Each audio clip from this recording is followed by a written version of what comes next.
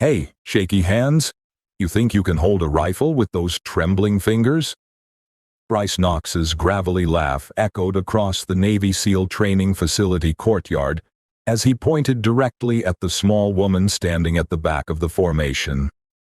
Autumn Hayes, with her curly reddish-brown hair pulled back in a neat ponytail and piercing blue eyes, quietly looked down at her trembling hands. Her tight military green t-shirt and dark army pants highlighted her porcelain white skin with natural freckles scattered across her cheeks and high nose bridge. Seriously, who let the disabled into this place? Sloane Reese, a blonde woman with a smile sharp as a blade, called out from the front of the group.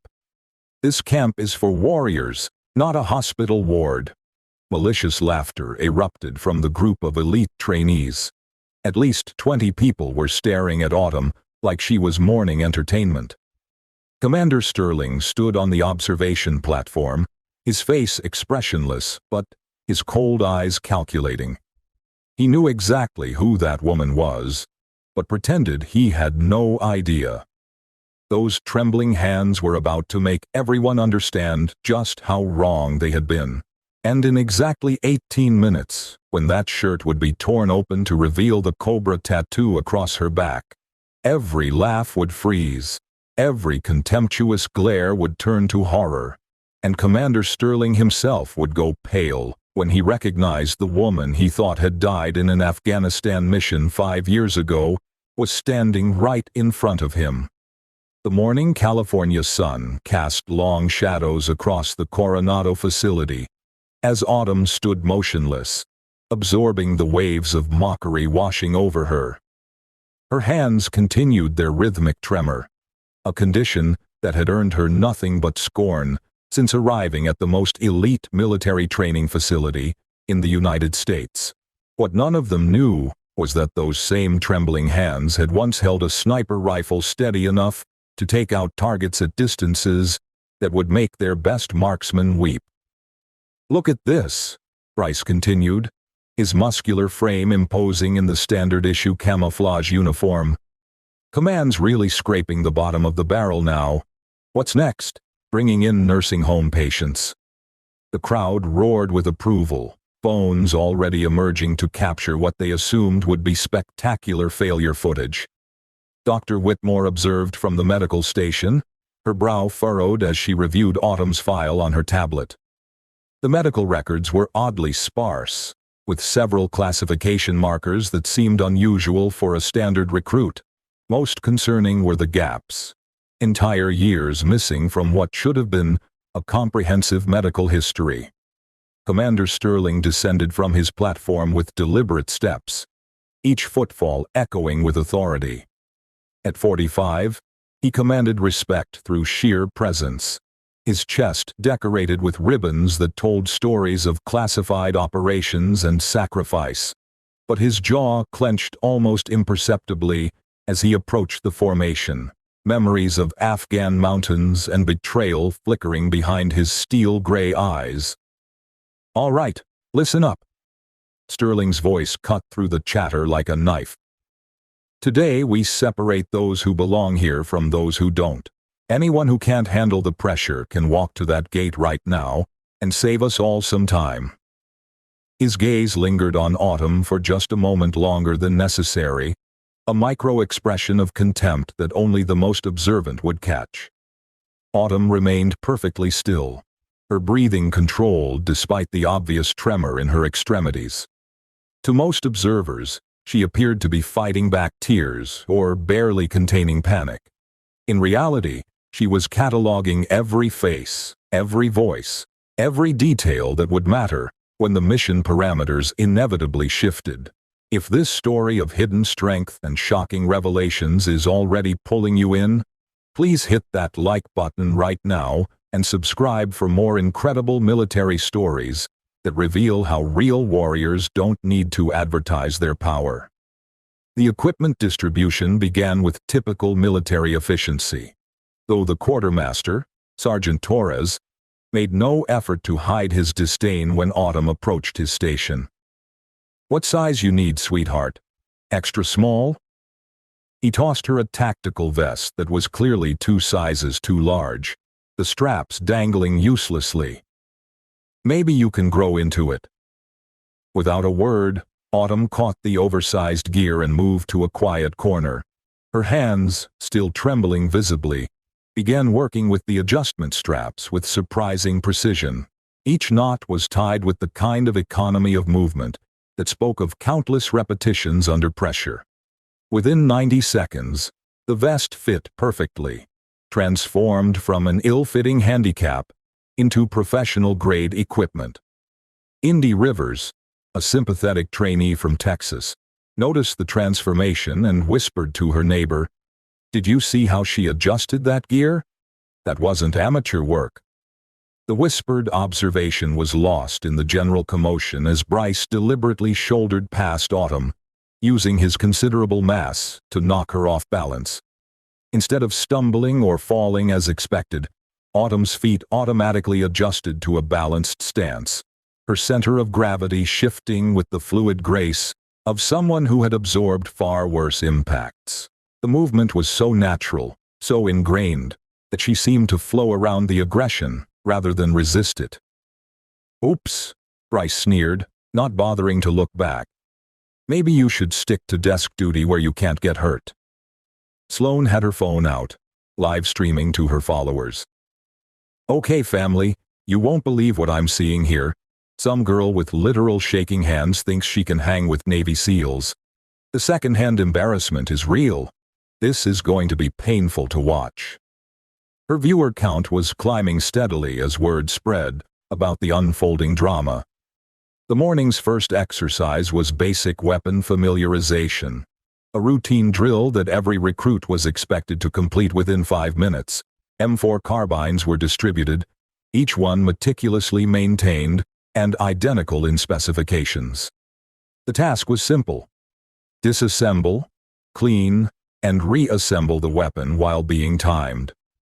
Most trainees approached their rifles with the careful deliberation of students following a memorized procedure. They fumbled slightly with pins and springs, consulted mental checklists, and generally performed competently, if unremarkably. Autumn picked up her weapon and simply began working. Her trembling hands moved with mechanical precision, each component removed and set aside in perfect order. There was no hesitation, no checking of reference materials, no pause for consideration. The rifle came apart, as if it were dissolving under her touch. Parts arranged in a grid pattern that spoke of obsessive attention to detail. Sergeant Torres glanced at his stopwatch and frowned. "Holy cow," he muttered, drawing the attention of nearby instructors. "She's at 45 seconds and hasn't made a single mistake." The reassembly was even more impressive. Each component found its place with inevitable certainty, the weapon flowing back together like a complex mechanical symphony. When Autumn set the completed rifle down and stepped back, the timer showed 1 minute and 15 seconds, a time that would have been impressive for a seasoned armorer, let alone a recruit with evident motor control issues. Commander Sterling had been watching from a distance, his expression unreadable. As other instructors gathered around Autumn's station, marveling at her performance, he felt an old, familiar knot tighten in his stomach. Those hands, that precision, the way she had arranged the components. It was hauntingly familiar. Dr. Whitmore approached with her tablet, ostensibly to check on Autumn's condition but actually to observe her more closely. "That was quite impressive," she said quietly. "Have you worked with weapons before?" "Some," Autumn replied, her voice barely above a whisper. It was the first word she had spoken since arriving, and even that single syllable seemed carefully measured. The next phase involved physical training, designed to establish baseline fitness levels and identify those who might struggle with the program's demands. Push-ups, sit-ups, sprints, and obstacle navigation, the fundamental building blocks of military conditioning. Autumn lined up with the others, her trembling more pronounced under the stress of scrutiny. When the whistle blew for push-ups, She dropped into position alongside trainees, who were clearly in peak physical condition. Bryce, positioned nearby, made a show of his perfect form, counting loudly enough for everyone to hear his progress. But observers who bothered to look closely noticed something strange about Autumn's execution. Despite the visible tremor in her arms, her form was textbook perfect. Each repetition was controlled, precise, timed to an internal rhythm that never wavered. While others began to struggle and slow, her pace remained metronomically consistent. "What the heck is she on?" Garrett Wyatt murmured to himself. He was a former Army Ranger who had cross-trained with various special operations units, and something about Autumn's movement patterns was triggering recognition signals in his brain. The way she breathed, the angle of her body, the perfect economy of effort. These weren't the actions of a novice. The sprint portion yielded similar results. Autumn's running style was unusual, favoring efficiency over speed, but her endurance was remarkable. While others pushed hard and faded, she maintained a steady pace that carried her through each exercise with energy to spare. Sloane's livestream audience was growing confused, the comments section filled with questions about why someone who appeared so physically compromised was performing at such a high level. "I don't get it," Sloane muttered to her phone. "She's like disabled or something, but she's keeping up with everyone. This doesn't make sense." During the lunch break, the facility's advanced medical equipment came into play.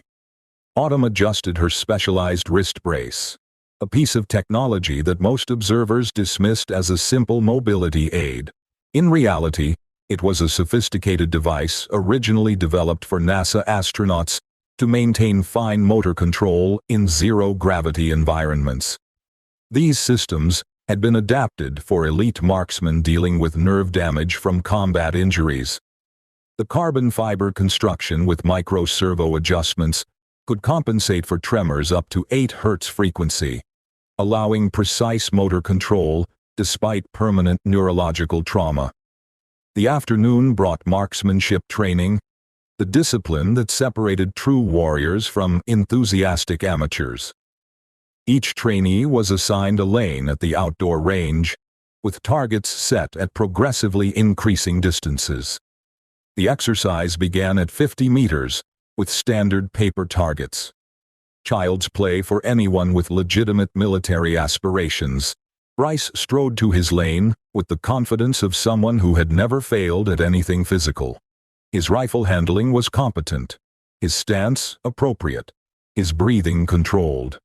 When he fired his first 5-round group, the electronic scoring system showed a respectable cluster in the 8 and 9 rings.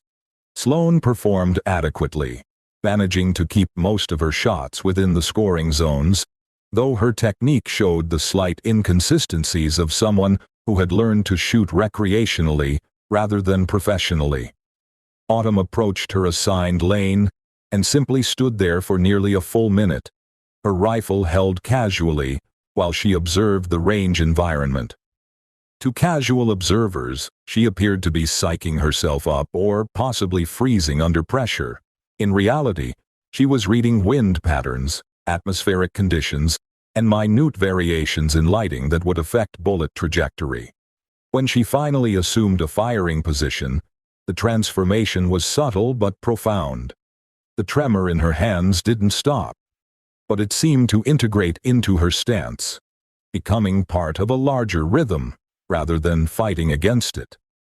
Her breathing slowed to a measured cadence. It spoke of countless hours of training under conditions far more stressful than a California firing range. Her first shot struck the target dead center.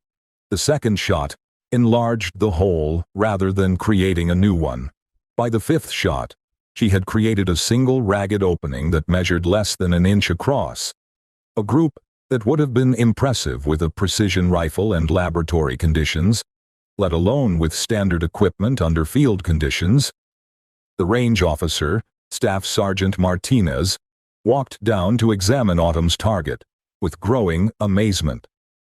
"This has to be equipment malfunction," he called back to the observation post.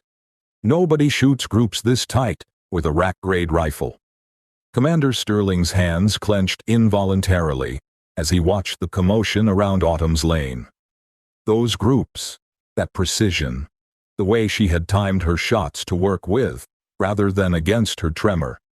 It was like watching a ghost materialize from his worst memories.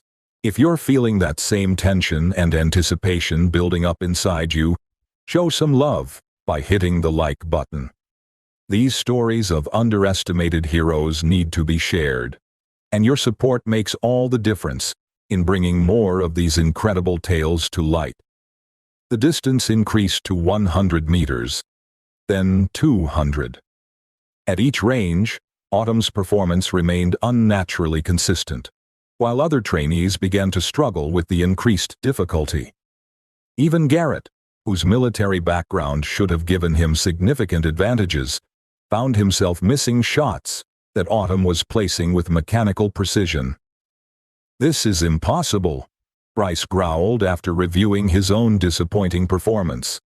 "Nobody shoots like that with hands that shake. She's got to be cheating somehow." Dr. Whitmore had been monitoring the medical telemetry from Autumn's wrist brace, and the data was telling an increasingly complex story. The tremor pattern was real, neurological damage consistent with blast-related trauma.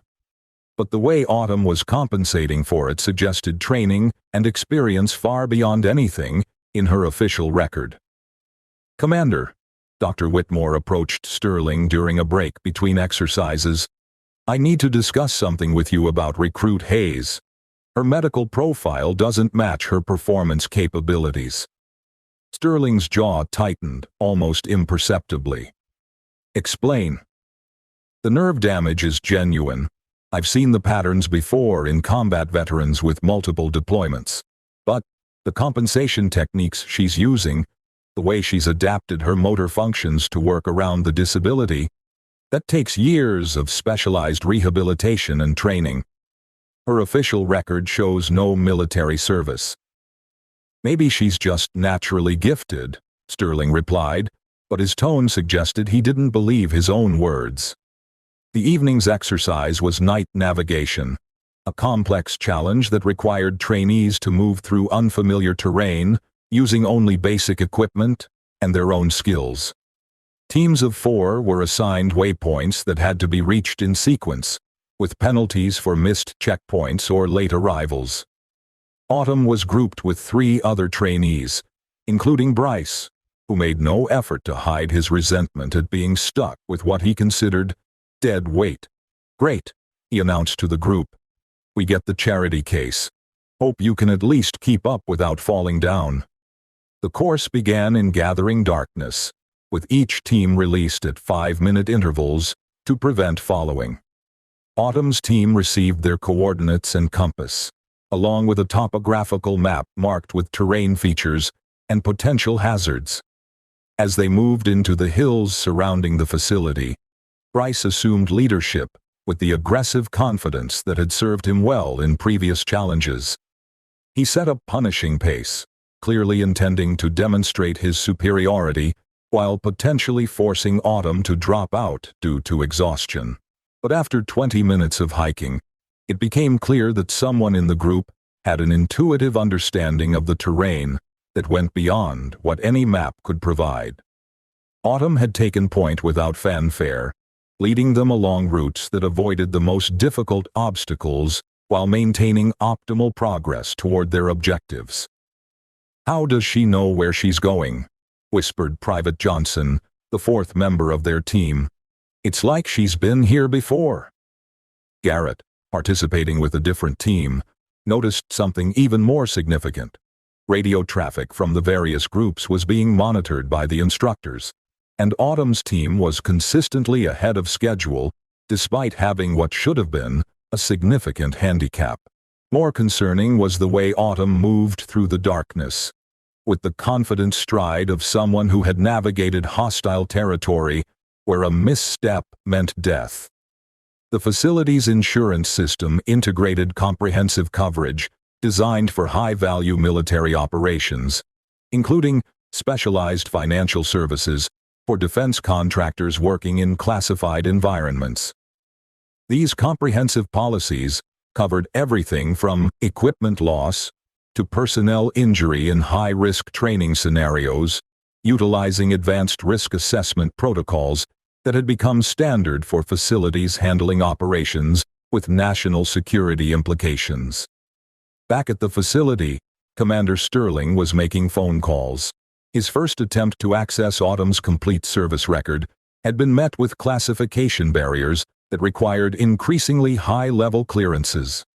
Each denied access request only deepened his certainty that the trembling woman currently excelling at his training course was someone from his past, someone who should have been dead. "I need a full background check on trainee designation Alpha 77, he spoke into his secure phone. Priority 1 clearance. The response was immediate and chilling. Access denied. Refer all inquiries to Defense Intelligence Agency, Classification Level 7. Sterling's hands shook slightly as he hung up the phone. Classification Level 7 meant black operations, the kind of missions that didn't officially exist and left no paper trails. Only a handful of people in the entire military apparatus had that kind of protection, and most of them were listed as killed in action to maintain operational security.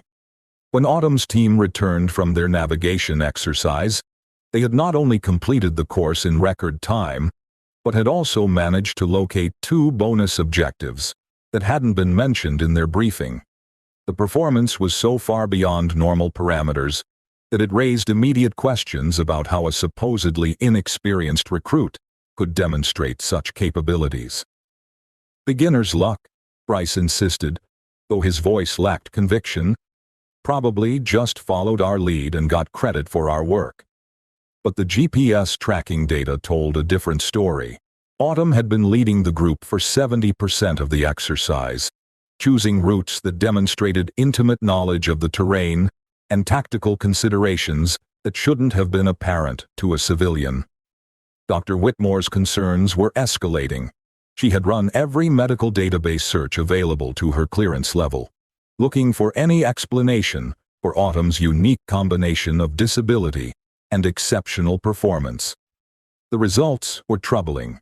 Several classified flags appeared in response to her queries, suggesting that Autumn's medical history was protected at levels far above a routine training facility. "I'm recommending immediate medical review," she told Sterling, after the trainees had been dismissed for the evening. "Whatever's going on with Hayes, it's not what it appears to be." Sterling nodded grimly. "Schedule it for tomorrow morning. Full workup." That night, Autumn sat alone in the barracks, methodically cleaning and maintaining her equipment with the same precision she brought to every task. Her hands continued their constant tremor, but her movements remained sure and economical. To anyone watching, she appeared to be nothing more than a dedicated trainee preparing for the next day's challenges. But hidden in her personal gear was equipment that told a different story. An encrypted communication device disguised as a standard smartphone, featuring satellite connectivity capabilities that weren't available to civilian users. A ruggedized tablet, designed for extreme operational environments. Its reinforced screen capable of withstanding battlefield conditions that would destroy standard electronics. These weren't the possessions of a training recruit. They were the tools of someone whose mission parameters extended far beyond basic military instruction. The next morning brought combat training, hand-to-hand instruction designed to teach basic self-defense techniques and assess natural fighting instincts. Commander Sterling had arranged for this session to be particularly challenging, hoping to push Autumn beyond her apparent limits and force some kind of revelation. The instruction began with basic techniques, throws, blocks, and escapes that formed the foundation of military combatives. Trainees were paired off to practice, with rotations ensuring that everyone worked with multiple partners of varying sizes and skill levels. When Autumn was paired with Bryce for the first rotation, the size disparity was immediately obvious. He outweighed her by at least 80 pounds, with reach and strength advantages that should have been insurmountable. Bryce approached the exercise with obvious relish, seeing an opportunity to demonstrate his physical dominance in a socially acceptable context. "Try not to get hurt," he said with mock concern, cracking his knuckles for emphasis. The exercise began with simple grappling, each participant trying to gain control while the other defended. Bryce's approach was direct and overwhelming. He attempted to use his size advantage to simply overpower his smaller opponent through brute force. But Autumn moved like water around his attacks, never quite where he expected her to be when his hands arrived. Her defensive movements were minimal but perfectly timed, redirecting his aggression rather than meeting it head-on. To observers, it looked like skilled evasion.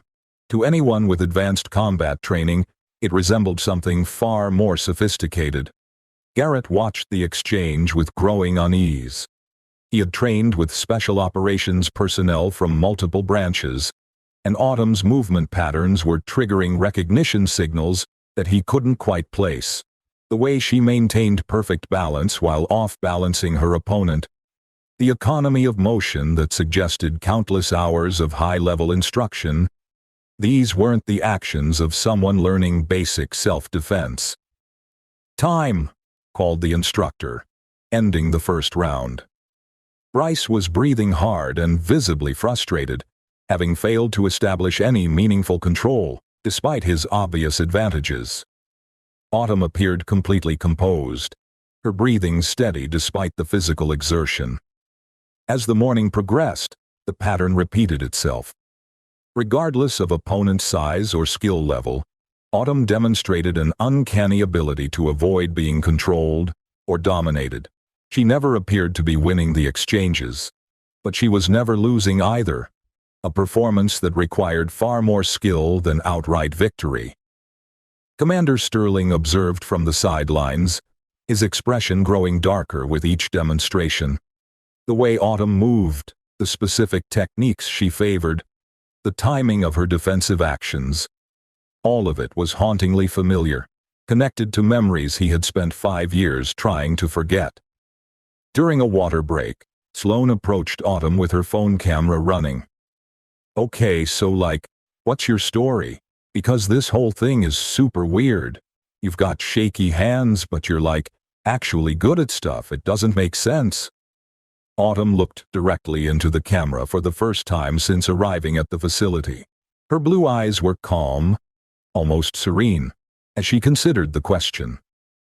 "Sometimes things aren't what they appear to be," she said quietly, then turned and walked away, leaving Sloane staring at her phone screen in confusion.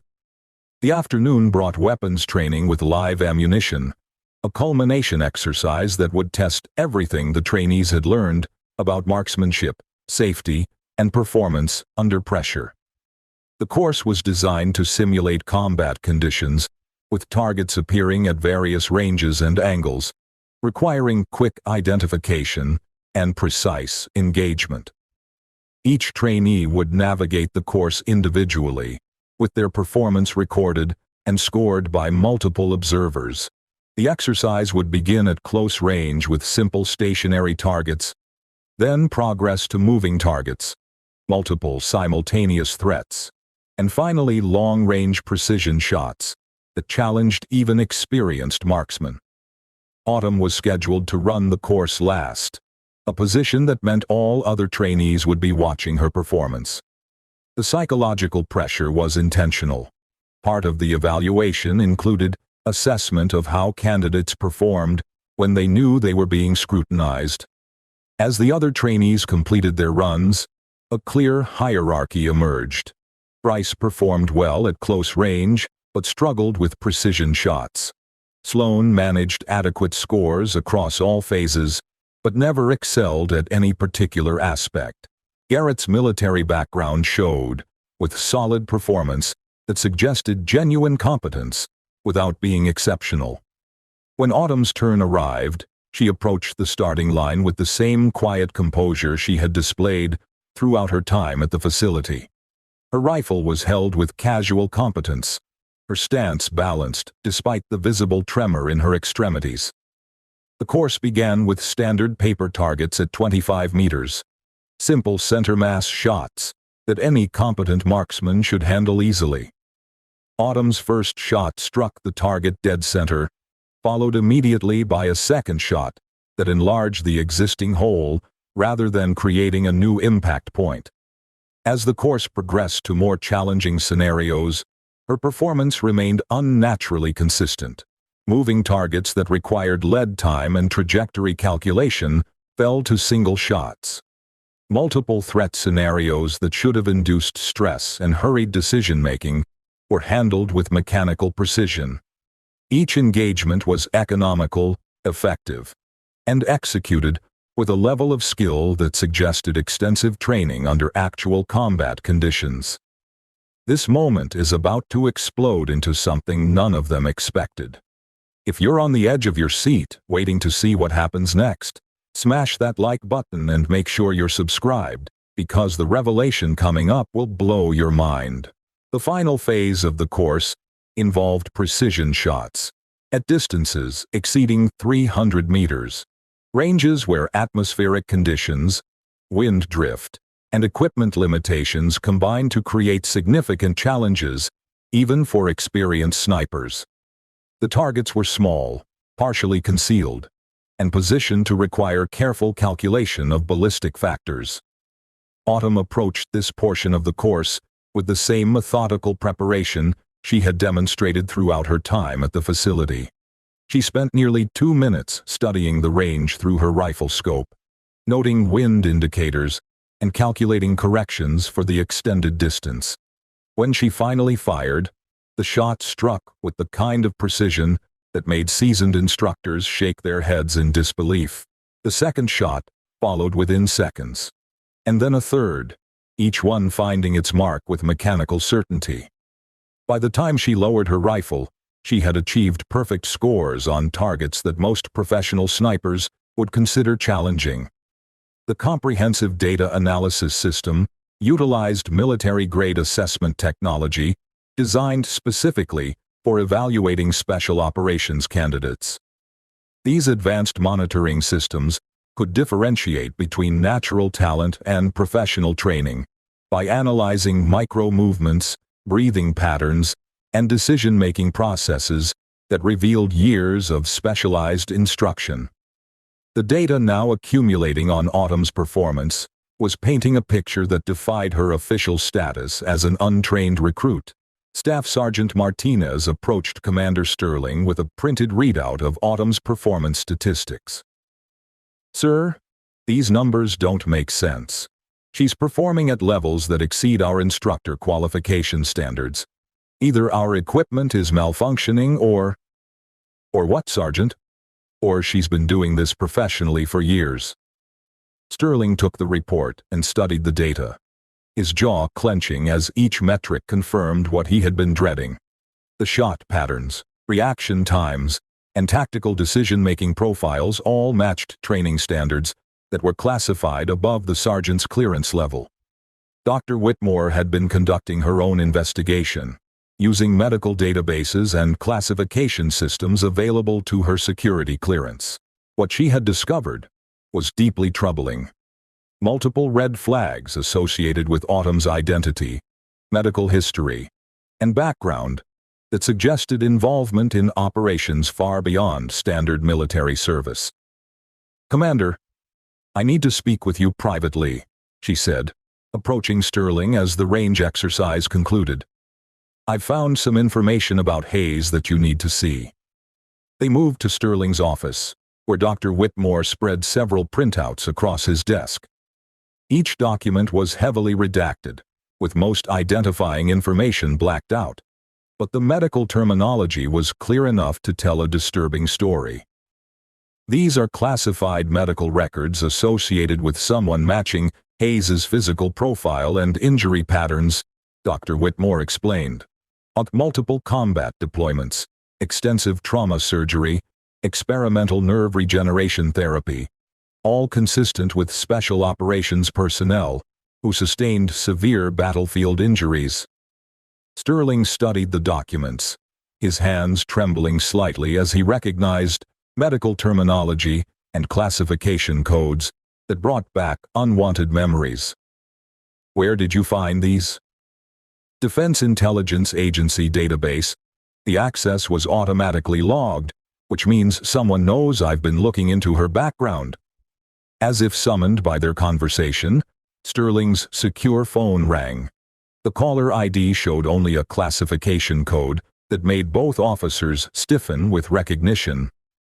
Commander Sterling, this is Agent Pierce, Defense Intelligence Agency. We need to discuss one of your current trainees. Consider this a priority directive. Sterling motioned for Dr. Whitmore to remain silent. Which trainee? The one you've been investigating. Terminate your inquiries immediately and maintain standard training protocols. Any deviation from normal procedures will be considered a breach of national security. The line went dead, leaving Sterling and Dr. Whitmore staring at each other in stunned silence. The implications were clear. Autumn Hayes was not just a trainee with an unusual background.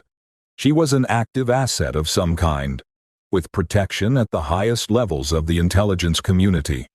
But Sterling's memories were demanding answers that official channels were clearly not going to provide.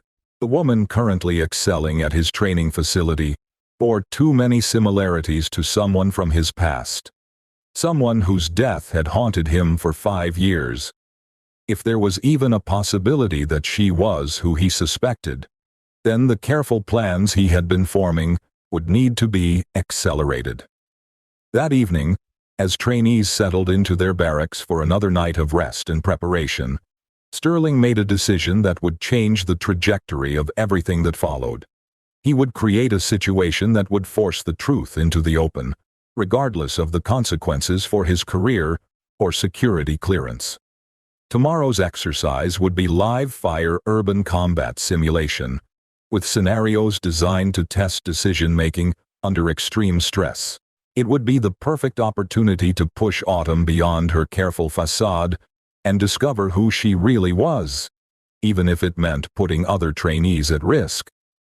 Unknown to Sterling, Autumn was making preparations of her own. Her encrypted communication device had received a priority message that changed the timeline for her mission. The security breach she had been investigating was more extensive than initially believed, and the threat level had been elevated to imminent. Tomorrow would not just be another training exercise. It would be the beginning of something far more dangerous.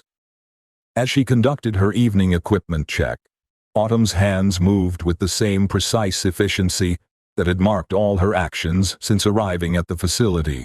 Each piece of gear was inspected, tested, and positioned for immediate access.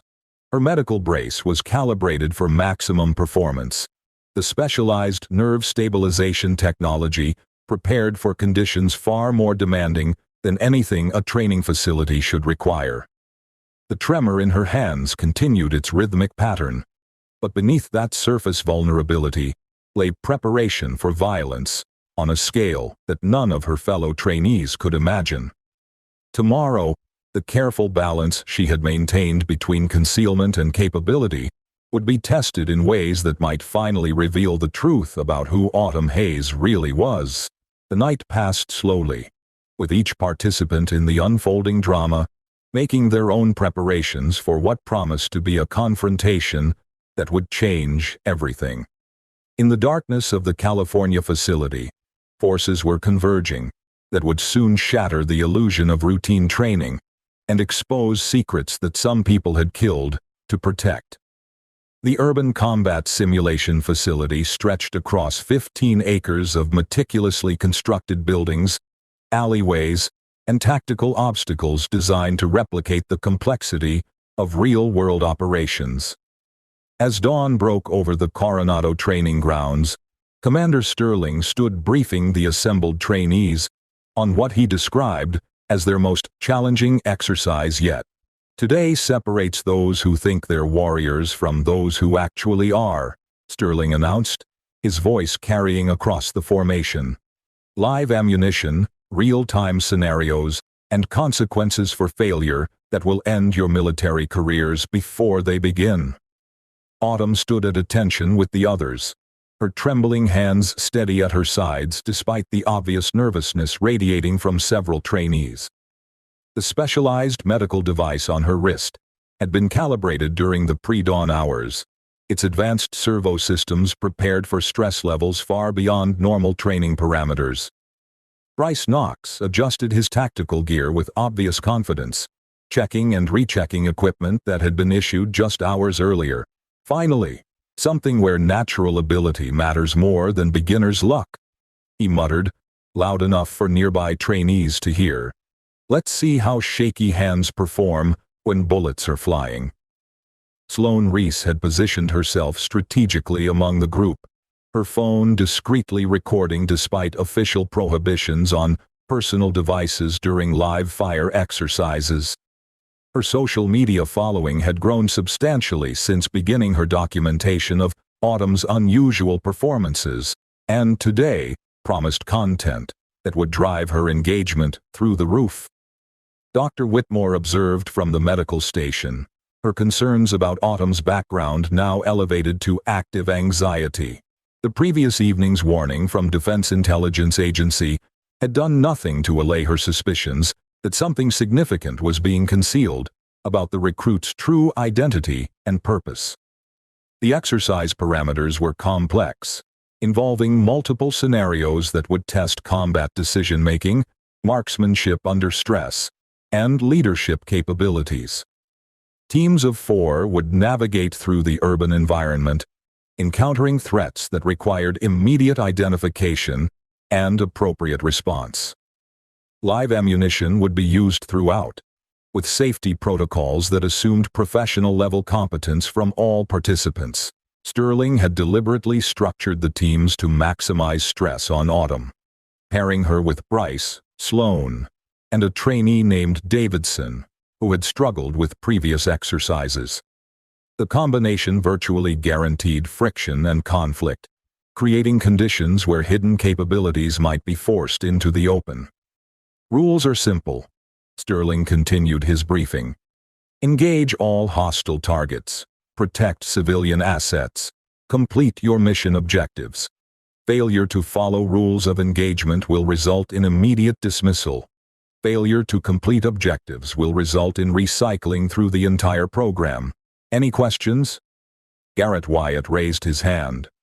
Sir, what are the civilian identification protocols? Figure it out, Sterling replied curtly. Real combat doesn't come with detailed briefings and perfect intelligence. You adapt, or you fail. The first scenario placed teams in a simulated marketplace, where terrorist threats were mixed among civilian targets.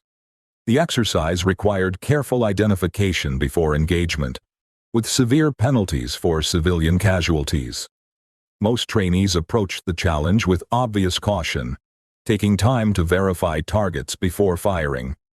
Autumn's team entered their assigned sector with Bryce taking point, his aggressive confidence immediately apparent in how he moved through the space.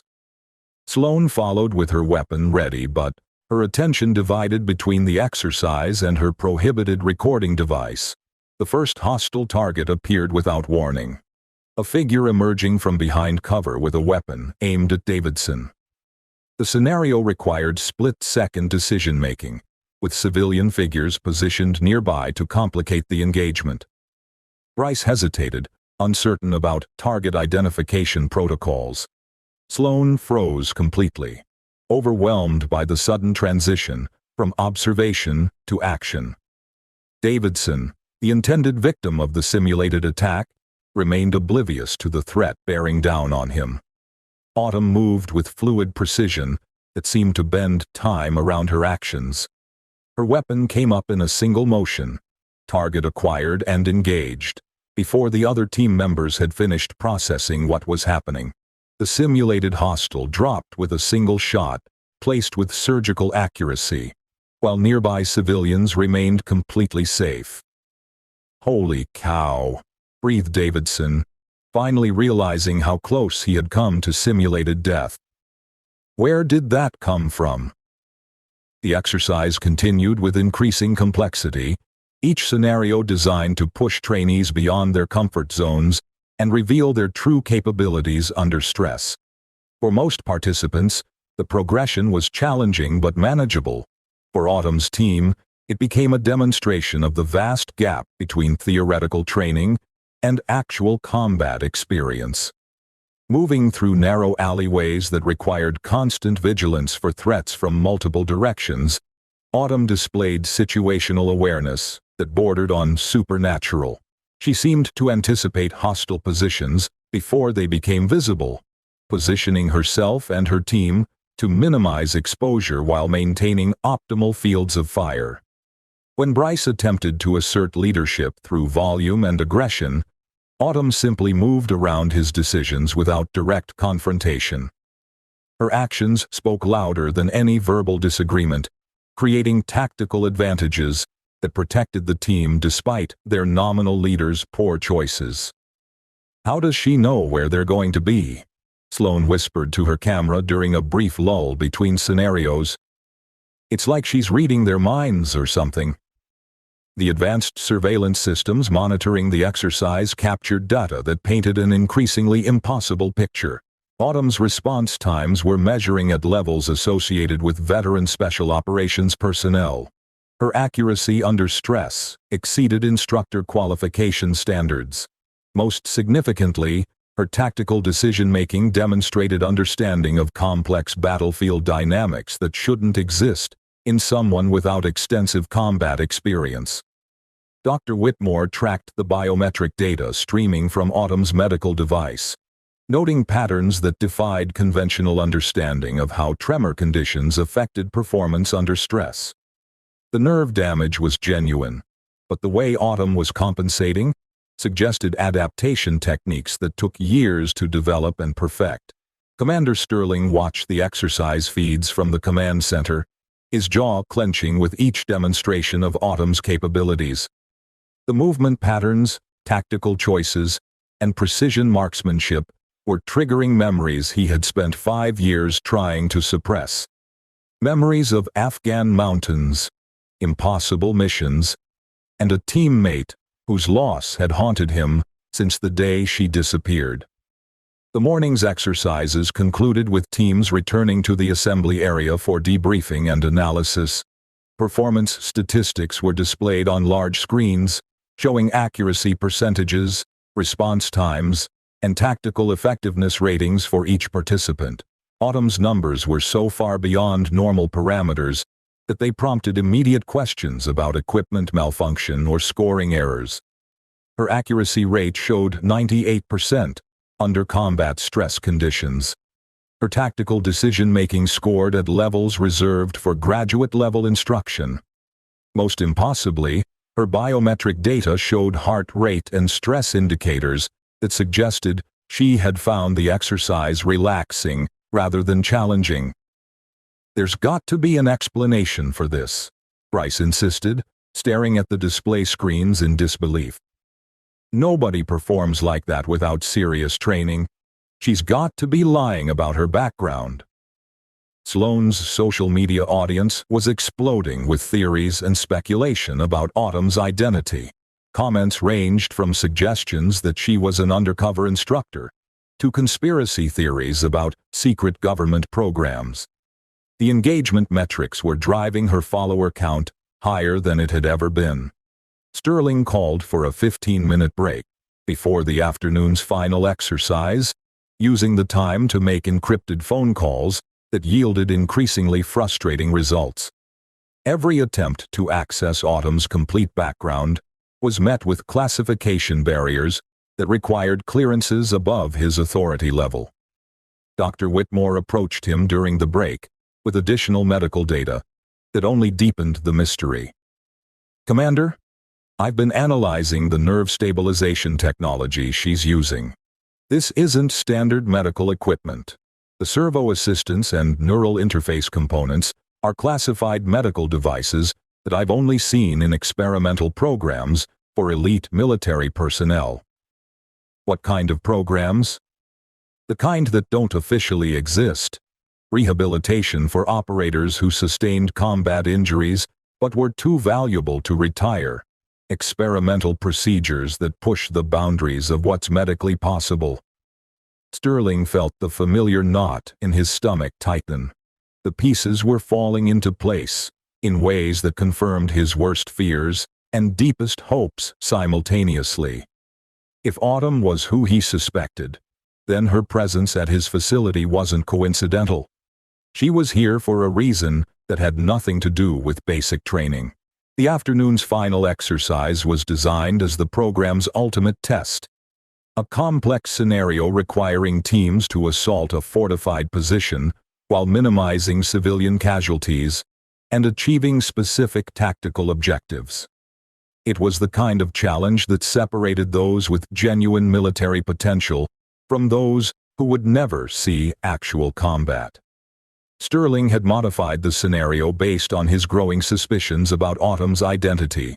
The tactical situation bore deliberate similarities to operations he had participated in 5 years earlier, incorporating elements that would be familiar only to someone who had been present during those classified missions.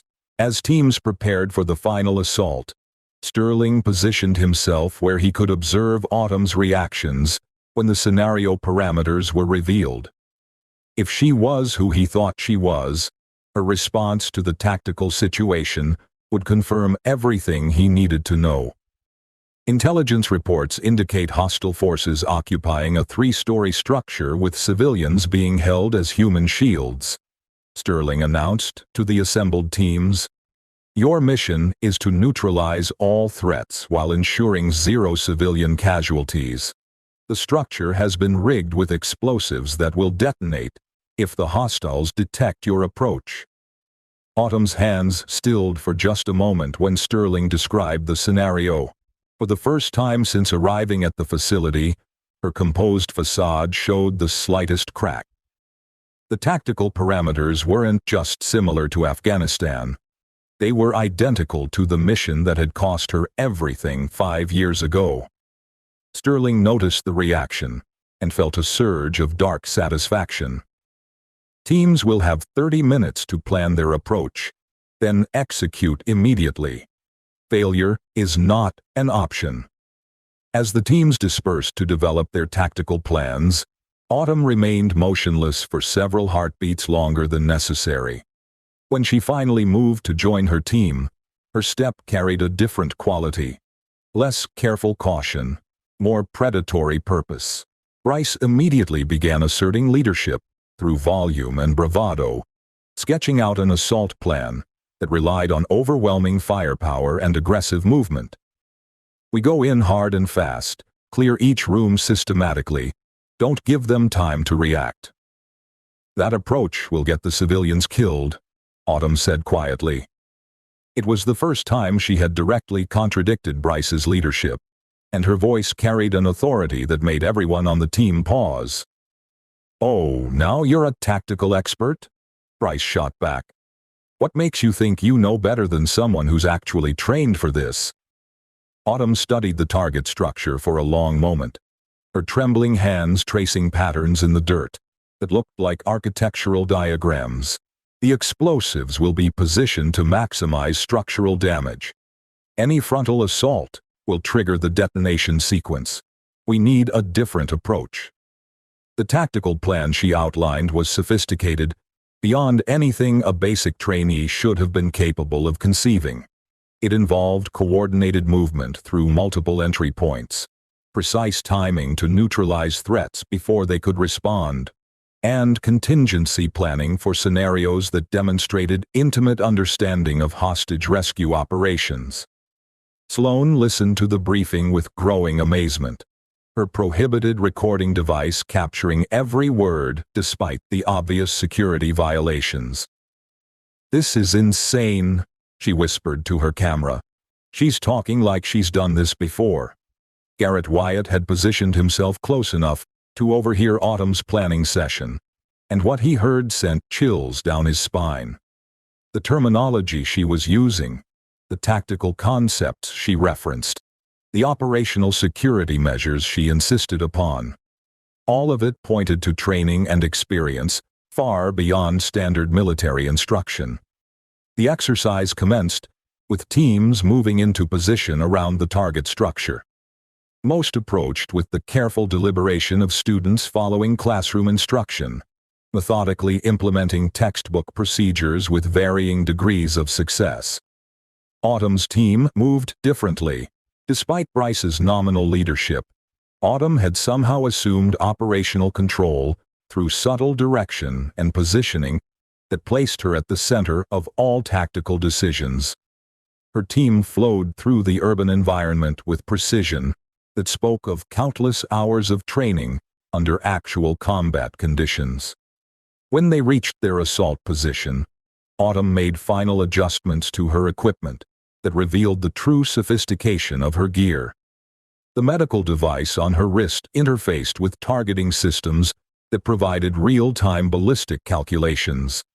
Her weapon had been modified with accessories that weren't standard issue for training exercises.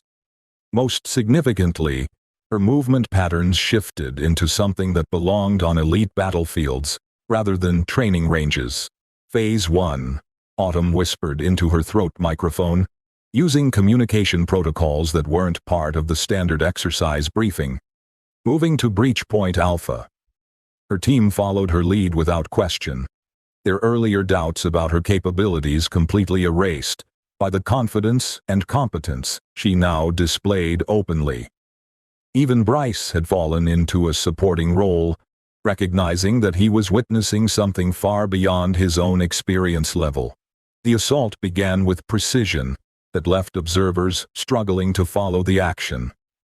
Autumn moved through the structure like she had memorized the layout, anticipating threat positions and civilian locations with accuracy that should have been impossible. Her weapon placements were surgical, neutralizing hostile targets while maintaining perfect safety margins for non-combatants.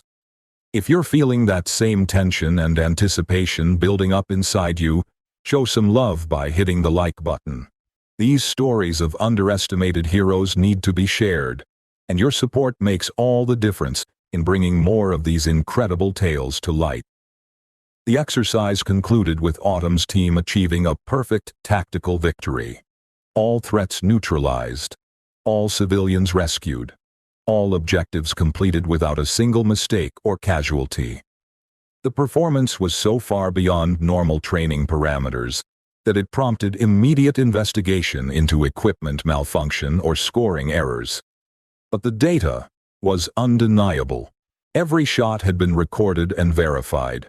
Every tactical decision had been captured by multiple camera angles. Every movement had been tracked by GPS and biometric sensors. Autumn Hayes had just demonstrated capabilities that belonged in classified operational files rather than basic training records. Commander Sterling watched the final statistics with a mixture of vindication and dread. The woman he had been investigating wasn't just unusually skilled.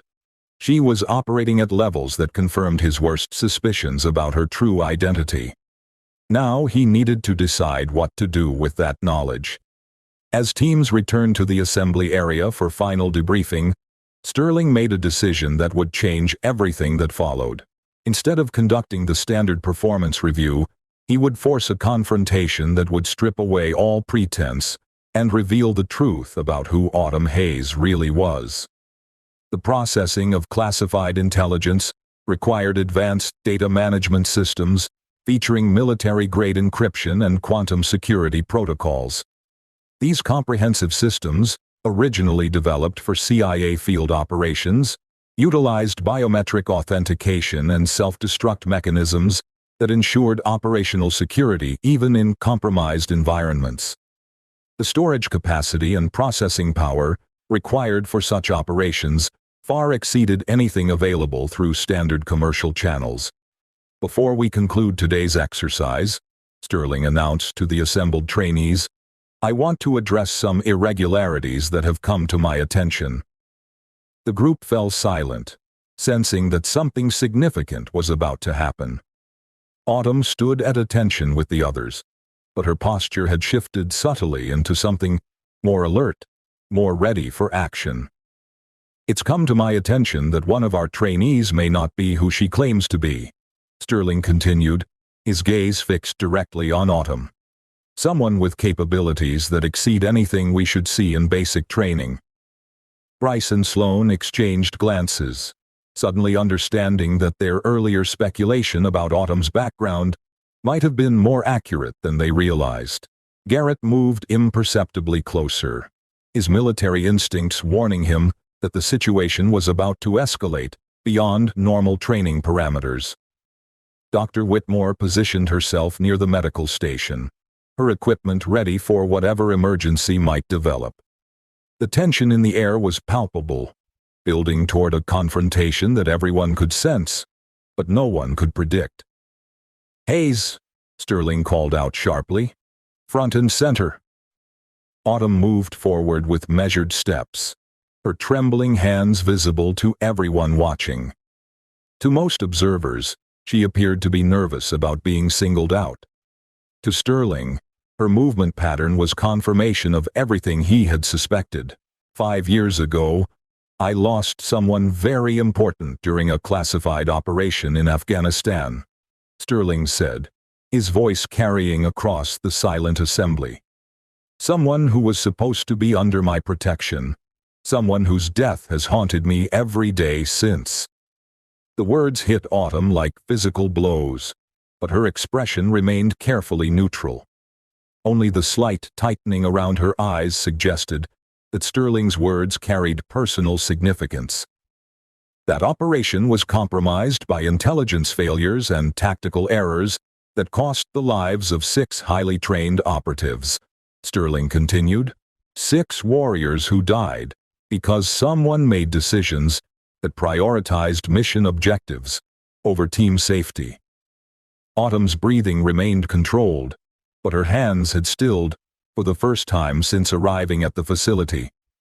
The tremor that had been constant was now absent, replaced by a stillness that spoke of preparation for violence. The only survivor of that operation was declared killed in action to protect operational security, Sterling said, stepping closer to Autumn. But bodies were never recovered. Identities were classified beyond recognition. Families were told lies to protect secrets that some people would kill to preserve. The assembled trainees listened in stunned silence, understanding that they were witnessing something far beyond routine military training. Phones emerged, despite regulations, recording what appeared to be a dramatic confrontation between instructor and student. "So, imagine my surprise," Sterling continued, now standing directly in front of Autumn, "when someone with impossible skills and classified medical equipment shows up at my facility, pretending to be a basic trainee." Autumn met his gaze steadily, her blue eyes calm despite the accusation being leveled against her. "I don't know what you're talking about, sir." "Don't you?" Sterling grabbed her left wrist, lifting it to display the sophisticated medical device to the watching crowd. "This equipment is restricted to special operations personnel with specific injury profiles. This isn't something you can buy commercially." The confrontation was escalating rapidly, with Sterling's accusations becoming more pointed, and Autumn's responses becoming more carefully measured. Everyone watching could sense that they were approaching a moment of truth that would change everything. "Maybe you should explain to these trainees exactly what this device does," Sterling demanded, his grip tightening on Autumn's wrist. "Explain how someone with nerve damage severe enough to require this technology can perform at levels that exceed our instructor standards." Autumn remained silent, but the quality of her stillness had changed. Where before she had appeared submissive and uncertain, now she radiated controlled tension that suggested readiness for immediate action. "Or maybe you'd like to explain these," Sterling said, roughly pushing up Autumn's sleeve to reveal scars that crisscrossed her forearm in patterns that told stories of combat trauma. Shrapnel wounds, surgical repairs, tissue grafts, the kind of injuries that come from battlefield medicine under fire. The revelation drew gasps from the watching trainees, who were seeing their fellow recruit in an entirely new light. The scars were extensive and professionally treated, speaking of medical interventions that went far beyond routine healthcare. But Sterling wasn't finished. His investigation over the past 24 hours had yielded information that he intended to use to force Autumn into revealing her true identity. "I made some calls last night," he announced. "Very interesting calls to people with very high security clearances." Autumn's expression didn't change, but something shifted in the air around her. The tension that had been building was approaching a breaking point that everyone could feel. "It seems there are certain classified operations that officially never happened," Sterling continued. "Operations involving teams that don't exist on any roster. Teams with members who died in ways that can never be acknowledged." He paused, studying Autumn's face for any reaction to his words. "Teams like Viper Strike." The name hit Autumn like an electric shock, causing her to stiffen almost imperceptibly. It was the first crack in her carefully maintained facade, and Sterling noticed immediately. "Ah," Sterling said with satisfaction, "now I have your attention." The revelation that Sterling knew about Viper Strike changed the entire dynamic of the confrontation. Autumn's careful concealment was crumbling, and everyone watching could sense that they were about to witness something extraordinary. Garrett Wyatt felt recognition hit him like a physical blow. Viper Strike was legendary in special operations circles, a unit so classified that most people assumed it was mythology rather than fact. If Autumn was connected to that program, it explained everything he had observed about her capabilities. Viper Strike was a black operations unit that conducted missions in Afghanistan between 2018 and 2020, Sterling explained to the watching crowd. Officially, it never existed. Unofficially, it was responsible for some of the most successful counter-terrorism operations in military history. Autumn remained silent, but her posture had shifted into something that belonged in combat zones rather than training facilities. The careful submissiveness was gone, replaced by alertness that suggested readiness for immediate action. The unit was commanded by someone with the call sign Viper Actual, Sterling continued, his voice becoming more personal. Someone who led from the front, took impossible risks, and never lost a team member until the day everything went wrong. The words were having a visible effect on Autumn, whose breathing had changed from the controlled calm she had maintained since arriving to something that suggested emotional stress. Her hands remained still, but her eyes were tracking every movement Sterling made. Viper Actual was declared KIA after a mission went catastrophically wrong, Sterling said, stepping even closer to Autumn. But the body was never recovered. The identity was classified beyond recognition. The families were told lies. He reached out and grabbed the front of Autumn's military t-shirt, his grip firm enough to suggest the threat of violence. "So tell me, Hayes, or whoever you really are, what happened to Viper Actual?" The confrontation had reached its breaking point. Sterling's grip on Autumn's shirt was pulling the fabric tight, and his accusations were stripping away any pretense of normal training procedures. Everyone watching understood that they were witnessing something that would have consequences far beyond the training facility. Autumn looked directly into Sterling's eyes, and for the first time since arriving at the facility, she allowed her true self to show through. "Let go of me, Sterling." The use of his name without rank was a breach of military protocol that confirmed everything Sterling had suspected. But instead of releasing her, he tightened his grip and pulled harder, causing the fabric of her shirt to strain against the stress. "I want answers," Sterling demanded. "I want to know what happened in those mountains. I want to know why good people died while others survived." Autumn's response was quiet, but carried an edge that made everyone within earshot step back unconsciously. "You want answers? Fine. But you're not going to like what you hear." Sterling pulled harder on her shirt, his emotions overriding his tactical judgment. The fabric was military issue, designed to withstand significant stress, but it wasn't meant to handle the forces being applied to it.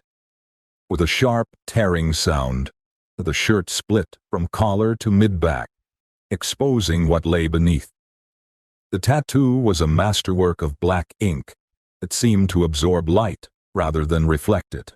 Covering most of Autumn's upper back was an intricately detailed cobra, its hood spread wide in threat display, fangs dripping with what could have been venom or blood.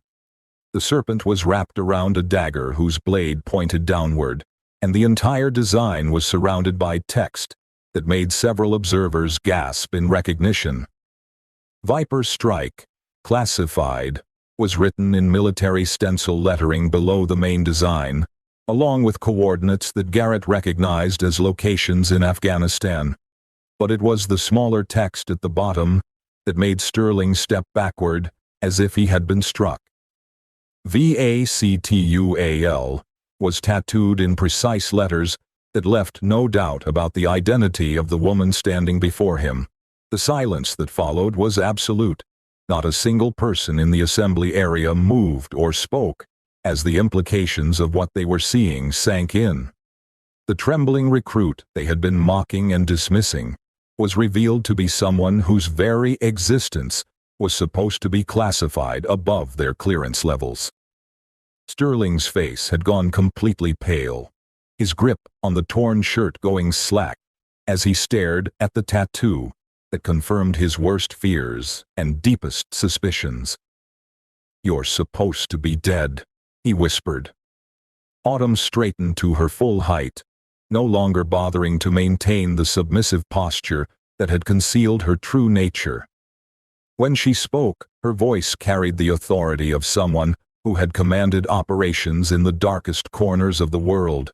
"Reports of my death were greatly exaggerated," she said calmly. "The question is, what are you going to do about it?" The transformation was complete and undeniable. The nervous recruit with trembling hands had been replaced by someone whose presence changed the atmosphere of the entire assembly area. Even without saying another word, Autumn radiated the kind of controlled lethality that came from years of operations where hesitation meant death. Bryce Knox found himself backing away without conscious thought. His earlier bravado completely evaporated in the face of this revelation. The woman he had been bullying and mocking was revealed to be someone who operated at levels he couldn't even comprehend. Sloane Reese's phone was recording everything, but her hands were shaking so badly that the footage was barely usable. Her social media audience was exploding with questions and theories, as word spread that something extraordinary was happening at the training facility. Dr. Whitmore approached slowly, her medical instincts overriding her shock at the revelation. "The nerve damage," she said quietly. "It's real, isn't it? Combat trauma." Autumn nodded once. "IED blast, Afghanistan, 2020. Took 18 months of experimental therapy to get this much function back." The admission confirmed everything Dr. Whitmore had suspected about the sophisticated medical equipment and unusual rehabilitation techniques. Autumn wasn't just a former special operations soldier. She was someone who had survived injuries that should have been career-ending and found ways to adapt that pushed the boundaries of medical possibility.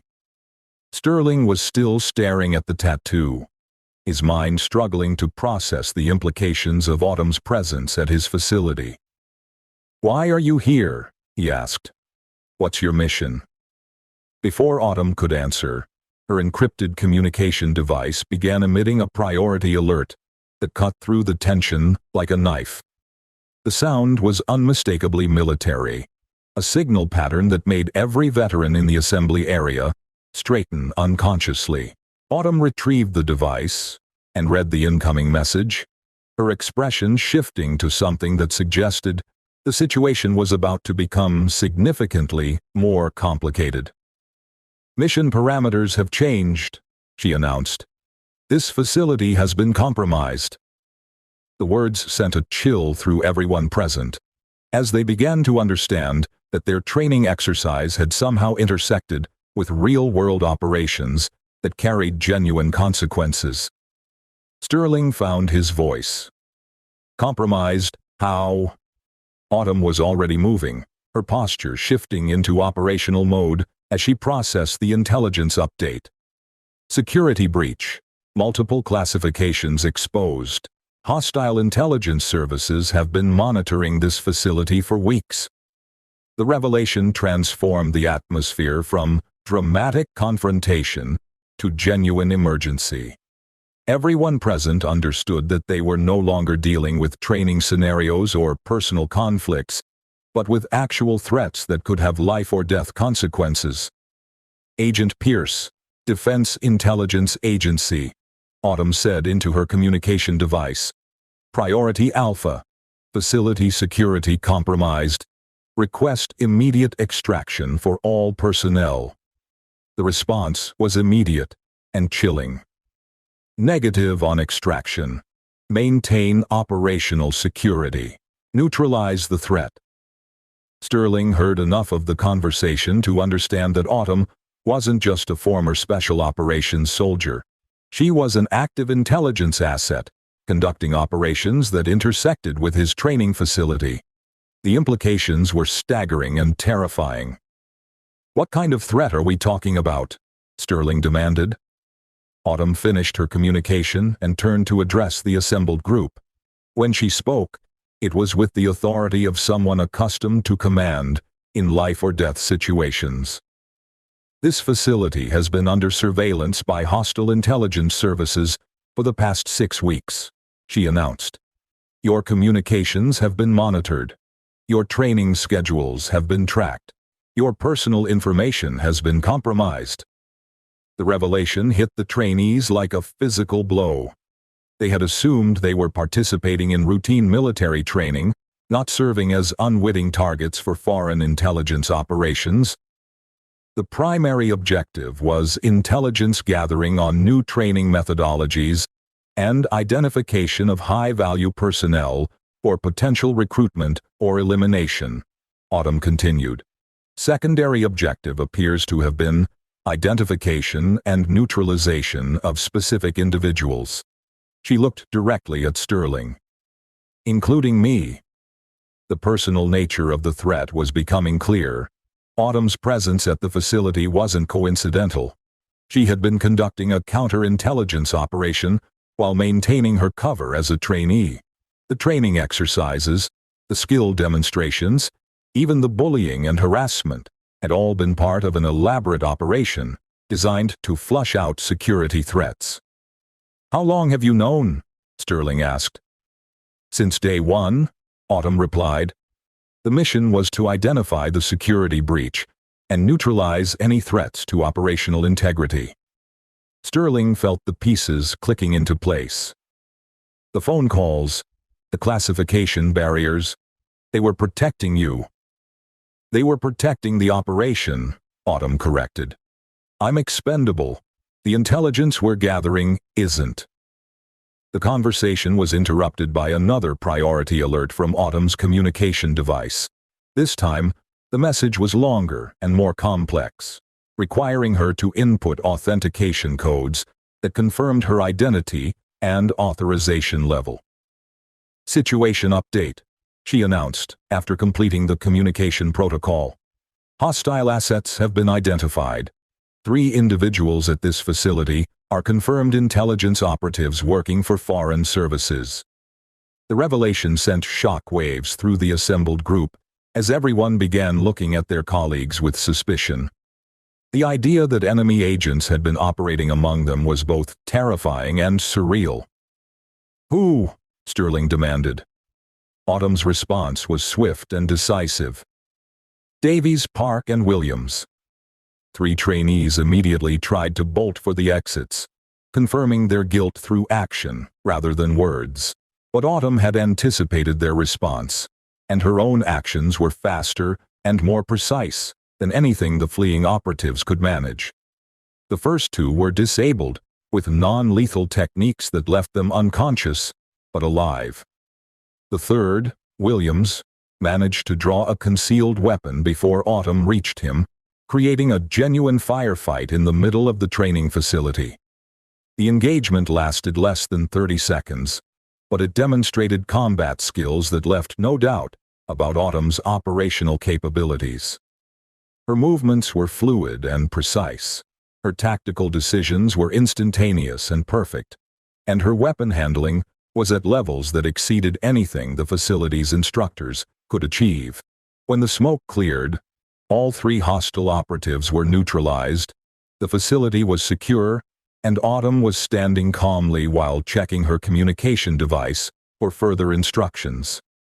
"All clear," she reported to whoever was on the other end of the encrypted channel. "Facility secure. Threats neutralized. Recommend immediate investigation of all personnel with access to classified information." The aftermath of the operation was swift and professional. Additional personnel arrived within minutes, wearing civilian clothes but carrying government credentials that gave them authority over everything that had just occurred. The trainees were debriefed individually, with their stories recorded and their security clearances reviewed. Most would be transferred to other facilities with cover stories that protected the classified nature of what they had witnessed.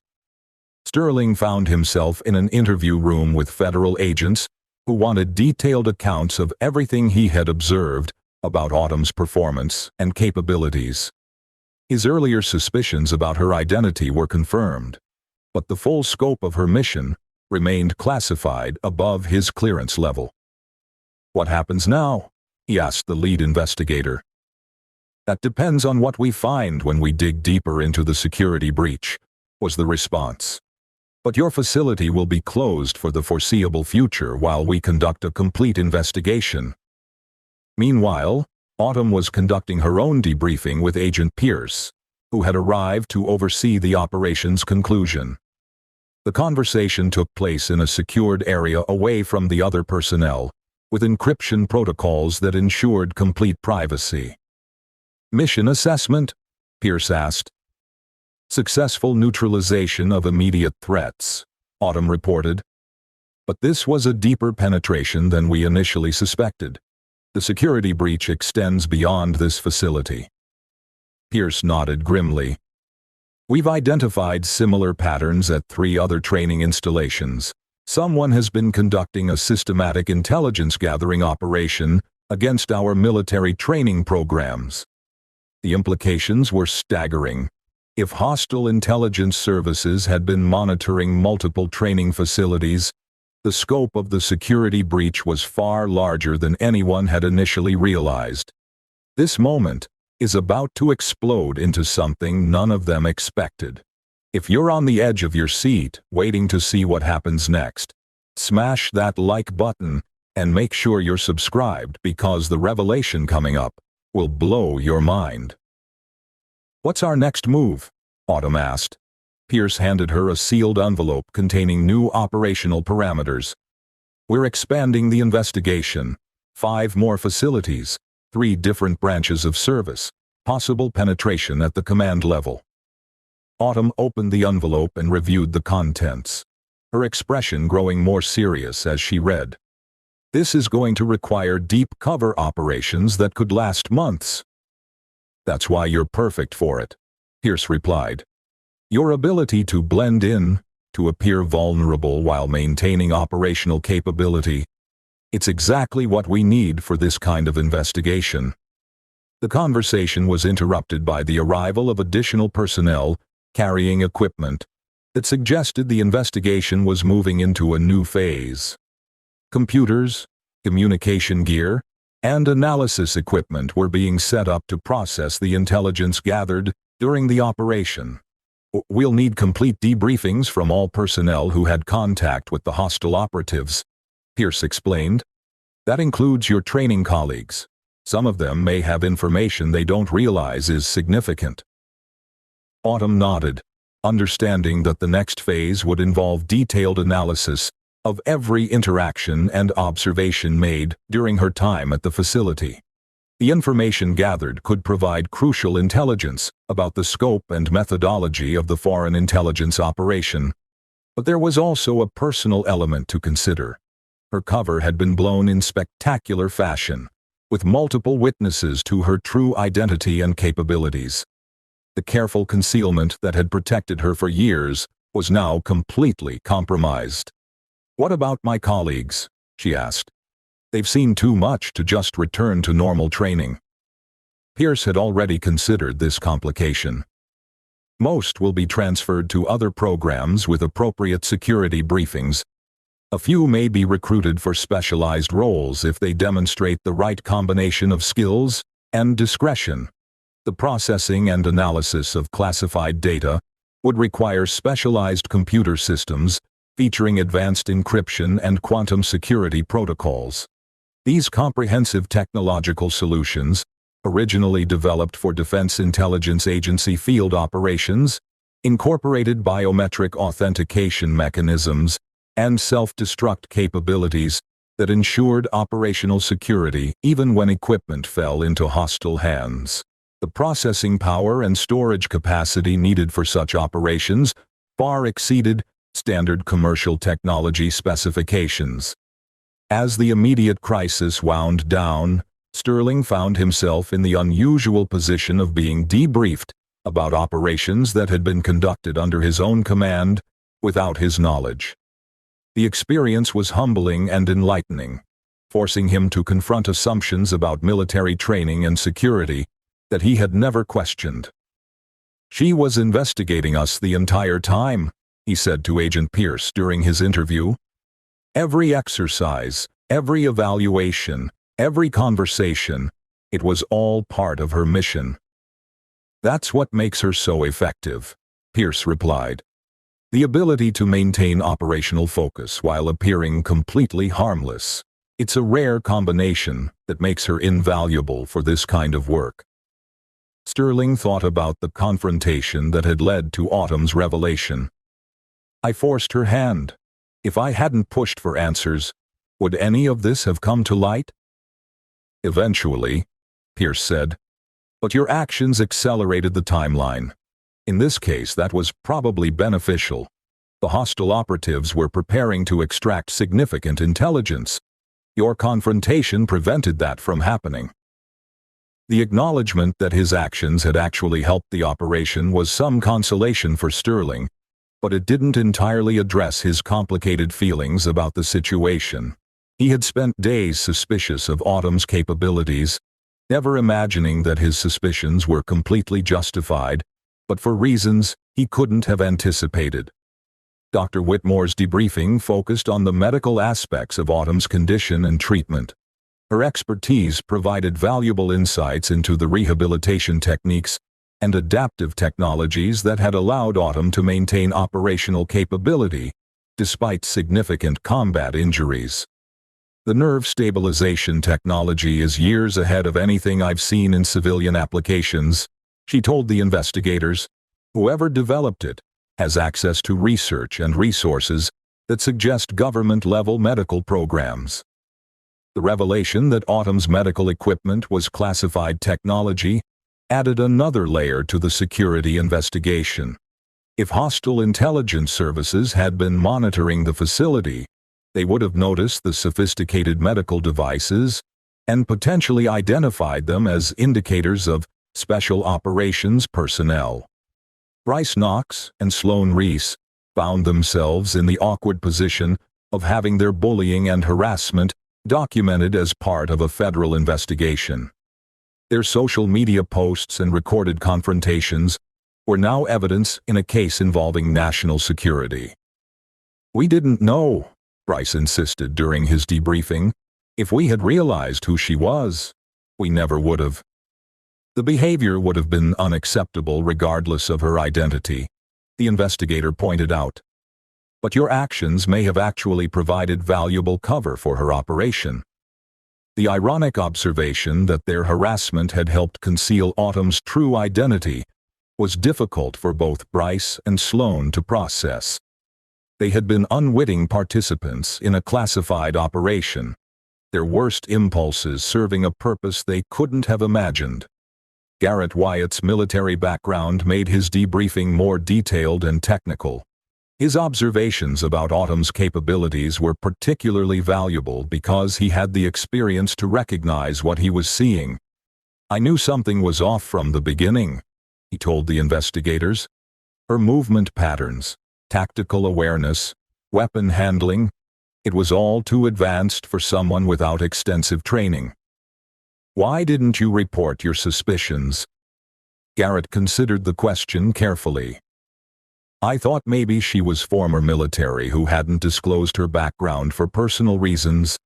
I didn't realize it was part of an active operation." His answer highlighted one of the challenges of conducting undercover operations in military environments. Experienced personnel were likely to recognize advanced skills even when they were being deliberately concealed. As the investigation expanded, additional personnel arrived to process the evidence and intelligence gathered during the operation.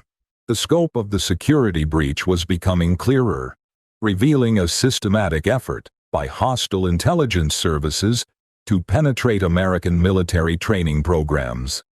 The investigation revealed financial records showing unusual activity in accounts associated with the compromised personnel. Communication intercepts demonstrated coordination with foreign handlers. Most significantly, document analysis showed that classified training methodologies and personnel information had been regularly transmitted to hostile intelligence services for weeks. This wasn't just intelligence gathering, Agent Pierce explained to the assembled investigators. This was preparation for something larger. The level of detail they were collecting suggests planning for future operations against our training infrastructure. The implications were staggering. If hostile intelligence services had detailed information about American military training programs, they could potentially develop countermeasures that would compromise the effectiveness of future operations. Autumn's role in the investigation continued to evolve as the scope of the security breach became apparent. Her unique combination of operational experience and ability to blend in made her invaluable for the expanded investigation that was already being planned. "We're looking at a multi-year commitment," Pierce warned her during a private briefing. "Deep cover operations at multiple facilities, possible international travel, significant personal risk." Autumn considered the parameters of the extended mission. "What about support? Backup? Medical considerations?" "Everything you need will be provided," Pierce assured her. "But the cover requirements mean extended periods of isolation and limited contact with support networks." The personal cost of such operations was significant, particularly for someone whose medical condition required ongoing treatment and specialized equipment. But Autumn's experience and proven capabilities made her uniquely qualified for the mission. The debriefing process continued for hours, with each participant providing detailed accounts of their observations and interactions during the compromised training period. The information was being compiled into a comprehensive intelligence assessment that would guide future security measures. Sterling found himself reviewing surveillance footage that showed Autumn's performance throughout her time at the facility. Watching the recordings with full knowledge of her identity and mission provided a completely different perspective on events he had witnessed firsthand. "She never broke character," he observed to Dr. Whitmore during a break in the proceedings. "Even when we were pushing her to the breaking point, she maintained her cover." That level of discipline suggests extensive training in resistance and survival techniques, Dr. Whitmore replied. The psychological conditioning required to maintain operational security under that kind of stress is remarkable. The observation highlighted another aspect of Autumn's capabilities that went beyond mere combat skills. Her ability to withstand psychological pressure while maintaining her mission focus demonstrated mental resilience that was as impressive as her physical abilities. As evening approached, the immediate crisis had been resolved, but the broader investigation was just beginning. The security breach at the training facility was revealed to be part of a larger intelligence operation that would require months or possibly years to fully understand and counter. Autumn prepared for departure from the facility that had been her operational environment for weeks. Her departure would be as carefully orchestrated as her arrival, with cover stories and documentation that protected the classified nature of her mission. "What happens to the facility?" she asked Pierce, as they reviewed the final operational reports. "Closed indefinitely while we conduct a complete security review," Pierce replied. "Every system, every protocol, every person with access will be investigated. It'll take months to clear everything. The closure of the facility would affect hundreds of personnel and disrupt training schedules that had been planned months in advance, but the security breach was too serious to allow continued operations without comprehensive investigation." Sterling approached Autumn as she prepared to leave, his expression reflecting the complex emotions generated by the day's revelations. "I owe you an apology," he said quietly. "I pushed you beyond acceptable limits based on personal suspicions." Autumn studied his face for a moment before responding. "You did your job. You identified a security anomaly and investigated it. That's exactly what a good commander should do." The acknowledgement was professional rather than personal, but it provided some closure for Sterling's complicated feelings about the situation. His suspicions had been correct, but for reasons he couldn't have anticipated. "What really happened in Afghanistan?" Sterling asked. "What happened to the mission that cost so many lives?" Autumn hesitated, then decided that some explanation was warranted given the circumstances. "Intelligence failure. The target location was compromised before we arrived. What should have been a surgical strike became a running battle that lasted 18 hours. Sterling absorbed this information, understanding that he was getting more detail about classified operations than he was authorized to hear. The casualties could have been avoided with better intelligence and different tactical decisions, Autumn replied. That's why this kind of security investigation is so important. Intelligence failures get people killed. The conversation was interrupted by Pierce, who announced that transportation had arrived for Autumn's departure. The operational phase at the training facility was officially concluded, but her mission was expanding rather than ending. As Autumn gathered her personal equipment, including the sophisticated medical devices that had helped maintain her cover, she reflected on the weeks she had spent at the facility. The mission had been successful, but the personal cost had been significant. The bullying and harassment she had endured weren't just professional challenges. They had triggered memories and emotions connected to her combat injuries and the teammates she had lost. Maintaining operational security while processing those personal reactions had required mental discipline that was as demanding as any physical challenge. But the mission had also provided opportunities for healing and growth that she hadn't anticipated. Watching young trainees develop their capabilities had reminded her of why she had chosen military service in the first place. Even in her compromised condition, she had found ways to contribute to their development and success. The final intelligence reports were being compiled as Autumn completed her departure preparations. The information gathered during the operation would be analyzed for months, providing crucial insights into hostile intelligence operations and security vulnerabilities. Agent Pierce approached with a sealed envelope containing her next operational assignment. New facility, new identity, new mission parameters, he explained, but similar objectives. Identify and neutralize security threats to military training programs. Autumn accepted the envelope without opening it immediately. She understood that the contents would define the next phase of her life, potentially for years to come. The work was important, but the personal cost was considerable. Time frame for deployment? 72 hours, Pierce replied. Full medical evaluation, equipment upgrade, and mission briefing. Then immediate deployment to the next target facility. The rapid timeline was typical of intelligence operations, where security considerations often required quick movements and minimal preparation time. Autumn had operated under similar constraints throughout her career, but each new mission brought its own challenges and risks. As she walked toward the waiting transportation, Autumn paused to look back at the training facility that had been her operational environment for weeks. The buildings and ranges looked the same as when she had arrived, but everything had changed in ways that weren't immediately visible. The security breach had been neutralized, but the broader investigation was revealing systemic vulnerabilities that would require significant time and resources to address. The work she was doing was important, but the full scope of the threat was only beginning to become apparent.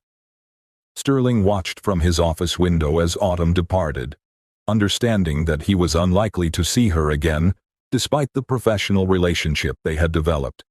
Her mission would take her to other facilities, other identities, other challenges that he could only imagine. The training facility would remain closed, while investigators processed every aspect of the security breach. Sterling's own career would be affected by the investigation, though his actions had ultimately helped rather than hindered the operation. Dr. Whitmore continued her analysis of the medical data collected during Autumn's time at the facility. The information provided valuable insights into rehabilitation techniques and adaptive technologies that could benefit other injured veterans struggling to maintain active duty status. The broader implications of Autumn's capabilities were significant for military medicine and rehabilitation programs. Her example demonstrated that combat injuries didn't necessarily end military careers if appropriate treatment and technology were available. Bryce Knox and Sloan Reese faced uncertain futures as their harassment of Autumn was reviewed in the context of the security investigation. Their actions, while unacceptable on personal and professional levels, had inadvertently provided operational cover that contributed to mission success. The irony of their situation was difficult to process. Their worst behavior had served a purpose they couldn't have imagined, but that didn't excuse the personal and professional failures their actions represented. Garrett Wyatt found himself recruited for specialized training programs based on his observations and insights during the operation. His ability to recognize advanced capabilities even when they were being concealed made him valuable for future security investigations. The experience had provided him with unique insights into the challenges of maintaining operational security in military training environments. His perspective would be valuable for developing improved security protocols and training programs. As the immediate aftermath of the operation wound down, the participants began processing the personal and professional implications of what they had experienced. Most would be transferred to other assignments with appropriate security briefings and cover stories. A few, like Garrett, would be recruited for specialized roles that utilize their insights and experience from the operation. The majority would return to normal military careers with enhanced appreciation for the complexity of security challenges in modern military training. The investigation's findings would influence security protocols and training procedures for years to come. The systematic nature of the hostile intelligence operation had revealed vulnerabilities that required comprehensive reforms to address effectively. Autumn's departure marked the end of one phase of the investigation, but the beginning of a much larger effort to secure American military training programs against foreign intelligence operations. Her unique capabilities made her invaluable for the expanded mission, but the personal cost of continued undercover operations was significant. If this story of hidden identity and military justice gave you chills, there's another incredible tale coming up next about a female Marine who walked into a bar and changed everything. Click the video appearing on your screen now to continue this journey of amazing warriors. The encrypted communication device in Autumn's possession chimed with an incoming priority message as her transportation departed the facility. The message was brief but significant, indicating that intelligence gathered during the operation had already yielded actionable information about the broader security threat. Secondary target identified, the message read. Immediate deployment required. Time-sensitive intelligence suggests imminent threat to classified training programs. Autumn read the message twice, understanding that her brief respite between operations was being cut short by operational necessities. The mission was expanding in scope and urgency, requiring immediate action to prevent additional security breaches. She composed a brief acknowledgement message, confirming her availability for immediate deployment, and requesting updates on mission parameters and support requirements. The response came within minutes, providing location coordinates and timing for her next briefing. The landscape outside the vehicle windows showed the California coastline receding as they headed toward whatever transportation would carry her to the next phase of her mission. Each mile traveled represented another step away from the identity she had carefully constructed at the training facility. But it also represented progress toward neutralizing threats that could compromise the safety and security of American military personnel. The work was dangerous and personally demanding, but the importance of protecting military training programs justified the risks and sacrifices involved. The investigation at the closed facility would continue for months, but Autumn's role in that phase was complete. Her focus now shifted to the next target, the next identity, and the next set of challenges that awaited her in the ongoing campaign against hostile intelligence operations. The tremor in her hands resumed its familiar rhythm as the medical device adjusted to the changing stress levels and operational requirements. The condition that had provided such effective cover at the training facility would continue to serve as concealment for capabilities that hostile intelligence services couldn't anticipate or counter. In the months that followed, reports would surface of similar operations at military facilities across the country, a pattern of security investigations and personnel transfers that suggested a coordinated response to systematic intelligence threats. But the details would remain classified, protected by the same security protocols that concealed the identities and capabilities of the operatives conducting the investigations. Sterling would eventually receive a commendation for his role in identifying and reporting security anomalies that contributed to the success of the operation. The recognition acknowledged his professional competence, while maintaining necessary secrecy about the true nature of the events at his facility. Dr. Whitmore's research into adaptive medical technologies would lead to improved treatment protocols for combat-injured veterans seeking to maintain active duty status. Her insights into the relationship between physical limitations and operational capabilities would influence military medicine for years to come. The trainees who witnessed Autumn's revelation would carry the memory of that experience throughout their military careers.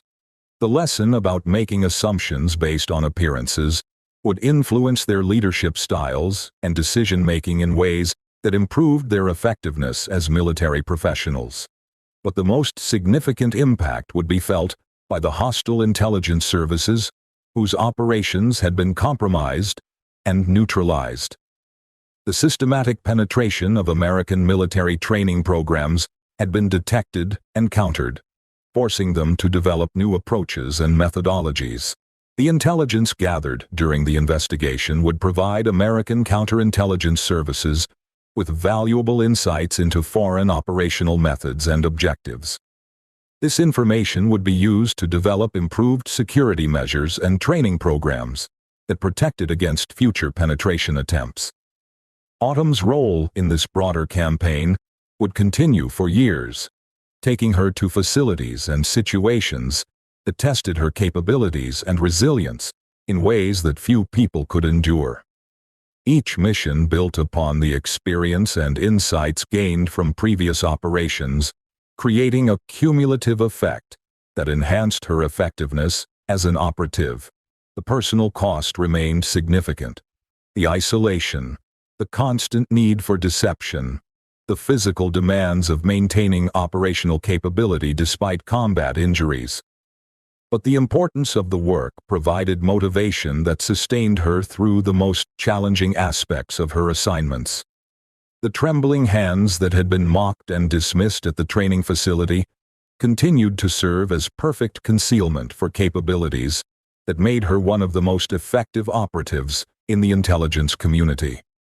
The irony of her situation, that her apparent weakness was actually her greatest strength, was not lost on her as she prepared for whatever challenges awaited in the next phase of her mission. The story of her time at the Navy SEAL training facility would become part of a classified file that documented successful counterintelligence operations against systematic foreign penetration of American military programs. The details would remain secret, but the lessons learned would influence security protocols and training procedures for generations of military personnel. And somewhere in a secure facility, Agent Pierce would review the operational reports and begin planning the next phase of an investigation that had revealed threats far more extensive and sophisticated than anyone had initially realized. The work was far from over, but significant progress had been made in protecting the institutions and personnel that formed the backbone of American military capability. The war for information and security was ongoing, fought in training facilities and administrative offices rather than traditional battlefields. But the stakes were just as high, and the need for operatives like Autumn just as critical as in any conventional conflict. Her trembling hands would continue to conceal steel resolve as she moved from facility to facility, identity to identity, mission to mission, in service of objectives that few people would ever fully understand. But the safety and security of American military personnel depended on that work, making every sacrifice and challenge worthwhile. The encrypted phone buzzed one final time as her transportation approached its destination. The message was simple but carried the weight of national security. New mission parameters confirmed. Deployment in 6 hours. Priority Alpha classification. Autumn closed the device and prepared for whatever came next, knowing that her unique combination of apparent vulnerability and hidden strength would once again be called upon to protect those who served their country in uniform. The tremor in her hands was just beginning. 6 months later, reports began surfacing across military installations worldwide of unusual security incidents that followed strikingly similar patterns. Personnel transfers that seemed routine, but involved individuals with specialized backgrounds. Training exercises that concluded with unexpected revelations about embedded threats. Facilities that underwent sudden security upgrades for reasons that remained classified above most clearance levels. At Quantico, a Marine training instructor noticed something odd about a new recruit who seemed unusually skilled despite appearing physically compromised. At Fort Bragg, Special Forces candidates reported strange incidents involving personnel who demonstrated capabilities that didn't match their official records. At Naval Air Station Pensacola, flight instructors began asking questions about a student whose performance metrics defied logical explanation. Each incident followed the same pattern established at the Coronado facility: careful observation, methodical investigation, sudden revelation of threats that had been operating undetected for months. The systematic nature of these operations suggested coordination at the highest levels of military intelligence, but the details remained locked behind classification barriers that few people possessed clearance to penetrate. Sterling, now commanding a different facility with enhanced security protocols, occasionally received updates that hinted at the broader scope of the investigation Autumn had initiated. The security reforms implemented at his new command reflected lessons learned from experiences he couldn't officially discuss with anyone lacking appropriate clearances. During quiet moments in his office, Sterling would study personnel files and training records, looking for anomalies that might indicate either threats or assets operating under concealment. The experience at Coronado had taught him that assumptions about capability and identity could be dangerously misleading, whether applied to enemies or allies. Dr. Whitmore's research into adaptive medical technologies had attracted attention from military medical professionals worldwide. Her publications, carefully scrubbed of classified information, described breakthrough treatments that allowed severely injured veterans to maintain active duty status through innovative rehabilitation techniques and advanced assistive technologies. The medical protocols she developed became standard treatment for special operations personnel dealing with combat injuries that would have previously ended their careers. Her work represented a quiet revolution in military medicine, though the most significant applications remained classified to protect operational security. Bryce Knox found himself assigned to a logistics unit where his aggressive tendencies were channeled into less problematic activities. The experience at Coronado had fundamentally changed his perspective on strength, capability, and the danger of making assumptions about others based on surface appearances. His leadership style evolved to emphasize respect and careful observation rather than intimidation and dominance. Sloan Reese's social media presence never recovered from the viral spread of footage showing her harassment of someone who was revealed to be a classified military operative. The incident became a cautionary tale about the permanence of digital content and the importance of treating all individuals with basic respect, regardless of their apparent status or capabilities. Her military career continued, but under careful supervision designed to address the behavioral issues that had been exposed during the investigation. The experience served as a harsh but necessary lesson about professional conduct and personal responsibility in military environments. Garrett Wyatt thrived in his new role with military intelligence, where his ability to recognize concealed capabilities and identify security anomalies made him invaluable for protecting sensitive operations. His insights from the Coronado incident informed training programs designed to help military personnel identify potential threats operating undercover. The specialized knowledge he gained from observing Autumn's operational methods provided unique perspectives on how elite operators maintained concealment while conducting sensitive missions.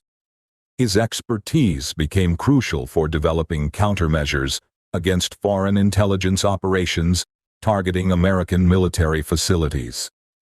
Agent Pierce continued coordinating the expanded investigation that had grown from a single facility security breach into a comprehensive campaign against systematic foreign penetration of military training programs.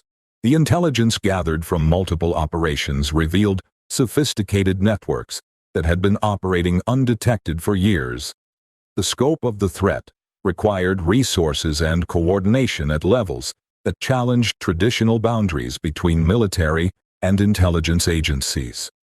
New protocols were developed to facilitate information sharing and joint operations, while maintaining necessary security compartmentalization.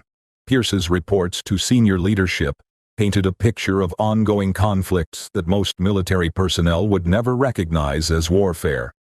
The battles were fought with information rather than weapons, in administrative offices rather than traditional battlefields, but the stakes were just as high as any conventional military engagement. Indy Rivers, inspired by what she had witnessed at Coronado, applied for specialized training programs that would prepare her for intelligence and security roles. Her natural empathy and observation skills, combined with newfound understanding of operational complexity, made her an ideal candidate for sensitive assignments.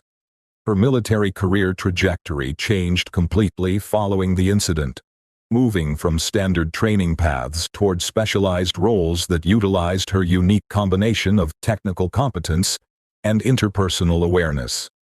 The experience had shown her possibilities for service that she had never previously considered. The classified files documenting the Coronado operation became case studies for military intelligence training programs worldwide. The techniques demonstrated by Autumn for maintaining operational security while blending into training environments were analyzed and incorporated into instruction for future operatives. The lessons learned from the investigation influenced security protocols at military facilities globally, with new procedures designed to detect and counter the sophisticated penetration methods that had been employed by hostile intelligence services. Meanwhile, in secure facilities across multiple continents, Autumn continued her work under various identities and cover stories. Each mission built upon experience gained from previous operations, refining techniques for blending apparent vulnerability with hidden operational capability. The tremor in her hands remained constant, a physical reminder of sacrifices made in service of objectives that few people would ever fully understand. But it also served as perfect concealment for capabilities that made her uniquely effective in an ongoing campaign to protect American military personnel from threats they might never recognize. Her encrypted communication device carried messages from colleagues operating under similar deep cover, sharing intelligence and coordinating activities that formed part of a global network dedicated to counterintelligence operations. The work was isolating and demanding, but absolutely essential for maintaining the security of military training and operational programs. Years would pass before the full scope of the foreign intelligence operation was understood and countered. The patient, methodical approach required for success in this type of conflict demanded sustained commitment from operatives like Autumn, whose unique qualifications made them irreplaceable assets in an unconventional war. The trembling hands that had been mocked at Coronado would continue serving as perfect disguise for steel resolve, protecting those who served their country while operating in shadows that most people never knew existed. Real warriors, as Autumn had learned long ago, rarely needed to advertise their strength. Sometimes the most dangerous person in the room was the one everybody underestimated.